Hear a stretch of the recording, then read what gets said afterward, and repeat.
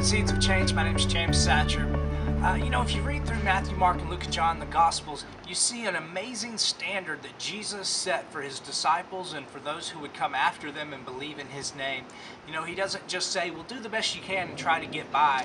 He sets a high standard. He says, I expect you to have faith. I expect you to reach out to others. I expect you to make a difference and believe for miracles. In John chapter 14, and this is verse 12. This is one of those just blow your mind scriptures. Jesus says, most assuredly I say to you, he who believes in me, the works that I do, he will do also. And greater works than these he will do, because I go to my Father. I don't know about you, but that's a pretty high bar. That's a pretty high standard. That's something that is tough to live up to.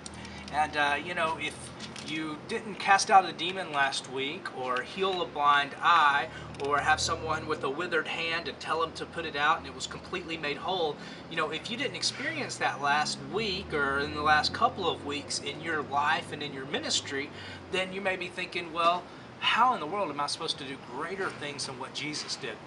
Well, it's all one thought. Jesus is talking, and he goes on to say this. If you're looking it up, it's John chapter 14, and it's 19 and 20. And he says, because I live, you will live also. At that day you will know that I am in my Father, and you in me, and I in you.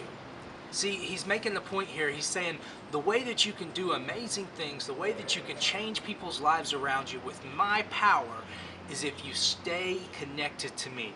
Jesus Christ is living in you and you're in him.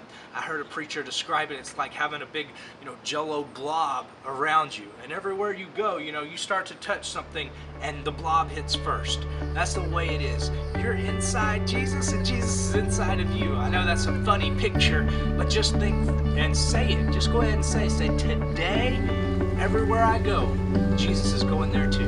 Because I'm in him and he's in me. Thanks for tuning in.